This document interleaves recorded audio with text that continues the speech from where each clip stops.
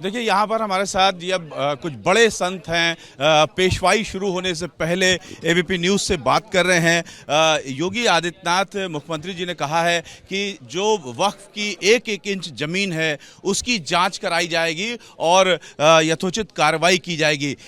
इसके विरोध में भी बहुत सारी बातें आ रही हैं। आप लोग किस तरीके से ले रहे हैं सर इसको? अखाड़ा परिषद के अध्यक्ष हैं आप। बहुत बहुत आशीर्वाद साधुवाद।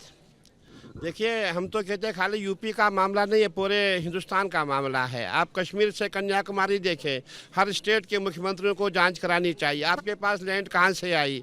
आपने हमारी लैंड छीनी हुई। आपने देखा होगा अभी कुछ दिन पहले ये भी कहा गया था जो हमारा मेला क्षेत्र है प्रयागराज, यहाँ भी हमारी भूमि है। कहने का तात्पर्य लोगों की जाँच होनी चाहिए, ज़मीन कहाँ से आई और इनकी ज़मीन वापस लेकर के हिंदुओं को वापस की जाए।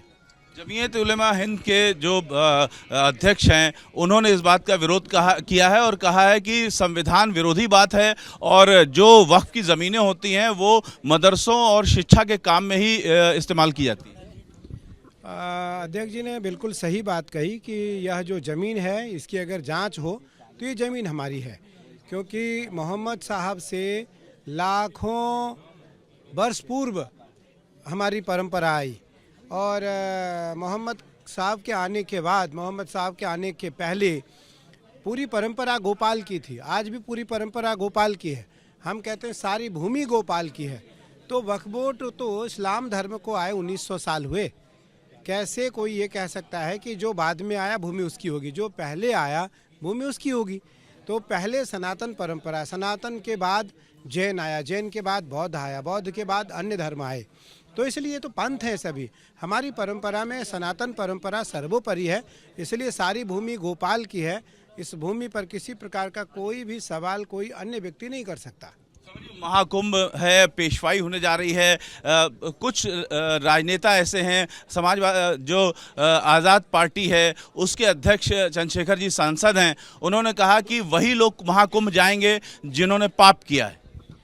धर्मम कम शरणम गतः, श्रीमद् भागवत जी का यह श्लोक है। भगवान श्री कृष्ण से उद्धव जी और विदुर ने पूछा कि भगवान आप जा रहे हो, आपके जाने के बाद हम कहाँ जाएंगे? तो भगवान कृष्ण ने कहा धर्मम कम शरणम गतः, धर्म का शरण भागवत जी में, गंगा जी में, तीर्थों में, संतों महात्माओं के पास होगा। इसलिए यह महाकुंभ संतों का महाकुंभ है, यह कुंभ सनातनियों का महाकुंभ है, यह कुंभ सनातन धर्मावलंबियों का कुंभ है।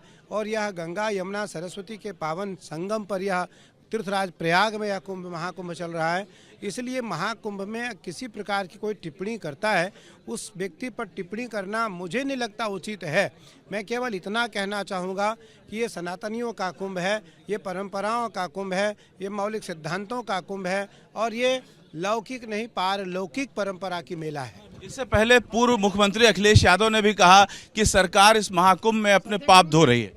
देखिए, अभी हमें दही भात खाना है, पेशवाई के लिए देर हो रही है और अखिलेश जी का कहना सही है, उन्होंने पाप किया है, उनको पाप। असल में ये स्नान जो अखिलेश जी को करना चाहिए, पाप उन्होंने किया है। और वो जो हमारा कार सेवकों का आपने देखा होगा, राम मंदिर के लिए उन्होंने हज़ारों कार सेवकों को मारा है और ये जो महापाप अखिलेश जी का है और उनको जो है यहाँ कुंभ का स्नान करना चाहिए ताकि उनका प्रायश्चित हो जाए। 1 फरवरी को श्री कृष्ण जन्मभूमि को लेकर के संवाद होने जा रहा है, किस तरीके से ले रहे हैं आप लोग? अभी धर्म संसद होगा 27 जनवरी को, उसमें विधिवत रूप से उसका निर्णय लिया जाएगा।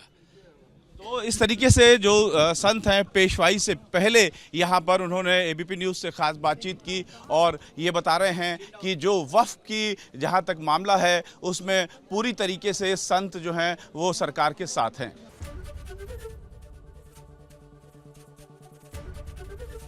एबीपी गंगा, खबर आपकी, जुबान आपकी।